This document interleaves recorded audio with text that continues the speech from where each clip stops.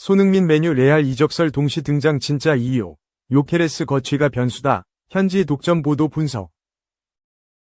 손흥민, 32, 토트넘, 이 스페인을 넘어 유럽 축구를 대표하는 두 팀과 이적설이 나오고 있다. 여기에 잉글랜드 최고 명문 맨체스터 유나이티드도 섞였다. 스페인, 피차에스는 6일, 이하 한국 시간, 레알 마드리드가 프리미어리그에서 뛰는 스타 플레이어를 주목하고 있다. 라며 손흥민의 이름을 언급했다. 매체는 레알 마드리드는 다가오는 이적 시장에서 영입 가능한 주요 선수 중 하나로 손흥민을 주시하고 있다. 그는 이번 시즌이 끝나면 토트넘과 계약이 종료될 예정이다. 손흥민의 미래는 런던을 떠나는 방향으로 흘러갈 가능성이 커 보인다. 토트넘은 손흥민이 팀 공격력을 보강하는 데 있어 경험과 득점력을 겸비한 중요한 자원으로 평가하고 있다. 라고 보도했다. 피차에스는 손흥민이 좋은 매물이라고 평가했다. 매체는 레알 마드리드는 선수단 보강을 위한 옵션을 찾고 있다. 손흥민 정도의 위상을 갖춘 선수를 자유계약, FA로 영입할 가능성은 전략적 기회라고 전했다. 이어 공격과 창조적 플레이 양면에서 위험을 만들어내는 손흥민의 능력은 유럽 축구에서 지배력을 유지하려는 레알 마드리드에 완벽히 들어맞을 것이다. 게다가 그는 높은 수준의 대회 경험을 통해 카를로 안첼로티 감독의 팀에 즉각적인 보증이 됐다. 라고 강조했다. 2008년 함부르크 SV 유소년팀에 입단하며 유럽 축구 무대에 첫 발을 내디딘 손흥민은 2010년 18세의 나이로 분데스리가에 데뷔했다. 첫 시즌부터 3골을 기록하며 유망한 신예로 주목받았고 이후 독일 리그에서 두각을 나타내며 아시아의 별로 자리 잡았다. 2013년 손흥민은 바이어 공사 레버쿠젠으로 이적하며 커리어의 새로운 전기를 맞았다. 이곳에서 그는 챔피언스리그 무대에 데뷔했고 유럽 축구 최정상에서 자신의 가치를 증명하기 시작했다. 레버쿠젠에서의 3시즌 동안 그는 리그와 유럽 대항전을 포함해 87경기에서 29골을 기록하며 분데스리가 정상급 공격수로 평가받았다. 특히 2014에서 2015 시즌, 그는 리그에서 11골, 유럽 대항전에서 3골을 기록하며 팀의 핵심 선수로 자리매김했다. 2015년 손흥민은 토트넘 호스퍼로 이적하며 프리미어리그 무대에 도전장을 내밀었다. 이적 당시 기록된 약 300억 원의 이적료는 아시아 선수로는 최고 금액이었고 이는 곧 손흥민의 잠재력을 향한 큰 기대를 보여줬다. 토트넘에서의 첫 시즌은 다소 기복기 있었다. 프리미어리그 특유의 강도 높은 경기 스타일에 적응해야 했던 그는 리그에서 4골, 모든 대회를 통틀어 8골을 기록하며 가능성을 보여줬다. 적응을 마친 이후 손흥민은 매 시즌 리그 2자릿수 득점을 기록하며 토트넘의 핵심 공격 자원으로 자리 잡았다. 2018-2019 시즌에는 팀을 챔피언스리그 결승까지 이끌며 유럽 무대에서도 두각을 나타냈다. 손흥민의 커리어는 2021에서 2022 시즌 정점을 찍었다. 리그에서 23골을 기록하며 아시아 선수 최초로 프리미어리그 득점왕에 등극한 것이다.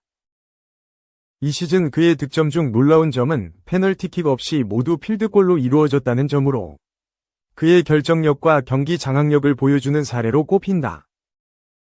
손흥민은 실력뿐만 아니라 팀에 대한 충성심으로도 많은 찬사를 받았다. 2021년에는 구단이 리그컵 결승을 앞두고 주제 무리뉴 감독을 경질하며 혼란에 빠진 시점에서도 장기 계약을 체결. 구단에 대한 깊은 신뢰를 보여주었다. 2023에서 2024 시즌 손흥민은 토트넘의 주장을 맡으며 선수로서뿐만 아니라 리더로서의 면모를 보였다. 그는 팀의 정신적 지주로서 선수단을 이끌었고 경기 내외적으로도 중요한 역할을 수행했다. 특히 공격수로서 리그 17골 10도움을 기록하며 주장으로서의 책임감과 득점 능력을 동시에 입증했다. 토트넘과 계약 만료를 1년여 앞둔 상황. 여러 이적설이 보도됐다. 피차에스는 손흥민이 레알 마드리드 입장에서 좋은 선택지가 될 수 있다고 알렸다. 손흥민이 선수 커리어 막바지에 레알 마드리드에서 새로운 챕터를 시작할 가능성을 시사한 것이다. 특히 레알 마드리드는 유럽 축구연맹 챔피언스 리그에서 최다 우승 기록 15회를 자랑하는 명문 구단으로 다수의 주요 트로피를 차지해온 유럽 최고의 클럽이다. 손흥민이 오랜 기간 꿈꿔온 우승을 이루기에 이상적인 팀으로 평가받고 있다. 피차에스는 만 32세인 손흥민은 토트넘에서 뛰는 동안 프리미어리그에서 최고 수준의 축구선수 중 하나로 자리 잡았다. 그는 2015년 토트넘에 합류한 뒤 수많은 인상적인 경기와 결정적인 득점으로 주목받아왔다. 라고 전했다. 그러면서도 토트넘에서의 시간은 주요 타이틀이 부족하다는 한계를 지닌다. 이 상황은 손흥민이 새로운 도전을 추구할 동기를 부여할 수 있다. 라고 분석했다. 흥미로운 이적설이다. 최근 손흥민은 레알 마드리드의 최대 라이벌 FC 바르셀로나와도 연결됐기 때문이다. 앞서 3일 스페인 엘골디이탈은 바르셀로나가 손흥민을 데려오기 위해 안수 파티 22와 페란 토레스 24 이상 바르셀로나를 이적시킬 방안을 검토 중이라며 손흥민이 바르셀로나의 영입 명단에 존재한다고 주장했다. 물론 트리뷰나는 손흥민은 세계적인 공격수로 바르셀로나 공격을 강화할 능력이 있지만 데쿠는 구단의 재정 부담과 세대 교체를 더 중요시하고 있다. 라며 손흥민의 나이가 바르셀로나 이적 정책에 부적합하다고 전하기도 했다. 두 매체의 주장은 상반되지만 엘골디이탈은 데쿠는 손흥민을 영입하기 위해 팀 내 주요 자원을 정리할 필요성을 느끼고 있다. 라고 전하며 이를 위해 안수 파티와 페란 토레스를 매각할 가능성이 높다고 보도했다. 안수 파티는 한때 리오넬 메시의 후계자로 불리며 팬들의 기대를 받았지만 잦은 부상과 폼 저하로 현재 한지 플릭 감독의 계획에서 제외된 상황이다. 여전히 등번호 10번을 차지하고 있지만 출전 시간은 길지 않다. 토레스 역시 맨체스터 시티에서 이적하며 많은 기대를 받았으나 이후 꾸준한 기회를 잡지 못하며 입지가 좁아졌다. 두 선수 모두 이적 가능성이 크다. 바르셀로나는 손흥민의 시장 가치를 약 4,500만 유로, 약 662억 원로 평가하고 있으며 그의 연봉은 연간 약 1,200만 유로, 약 176억 원에 달한다. 이는 클럽 재정에 큰 부담을 줄 수 있지만 두 선수를 매각하면 이를 해결할 여지가 있다는 분석이다. 또 다른 이적설은 맨체스터 유나이티드다. 영국 매체 기브미 스포츠는 지난 4일 맨체스터 유나이티드가 토트넘의 월드클래스 공격수 손흥민을 내년 여름 이적 시장 주요 타깃으로 보고 있다. 그의 계약은 내년 여름 종료된다. 라고 보도했다. 매체는 맨유는 과거에도 이브라히모비치 35세 당시, 카바니 33세 당시, 호날두 36세 당시와 같은 베테랑 선수들을 영입했던 전례가 있다. 손흥민 역시 이들의 계보를 이을 가능성이 있다. 라고 덧붙였다. 손흥민이 자유계약으로 풀릴 경우 이적료 부담이 없고 나이와 상관없이 즉시 전력으로 활용 가능하다는 점에서 맨유가 큰 관심을 가질 수 있다는 것이다. 맨유는 새로 부임한 후뱅 아모림 감독 체제 아래 3-4-2의 1 포메이션을 구축하고 있다. 팀토크는 손흥민은 공격 2선에서 브루노 페르난데스, 마커스 레시포드와 호흡을 맞추며 파괴적인 조합을 이룰 수 있다. 라고 분석했다. 또한 손흥민이 맨유 유니폼을 입게 된다면 한국 축구의 전설 박지성 이후 처음으로 맨유에서 활약하는 한국 선수가 된다. 이는 맨유의 아시아 마케팅에도 큰 도움이 될 수 있다.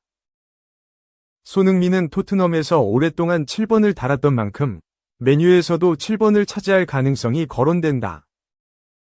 맨유의 전설적인 번호인 7번은 조지 베스트, 데이비드 베컴, 크리스티아누 호날두 등이 사용하며 명성을 쌓았으나 최근에는 알렉시스 산체스, 메이슨 마운트 등이 착용하며 부진한 모습을 보여 논란이 된 바 있다. 손흥민이 이를 이어받는다면 상징적인 의미를 가질 수 있다.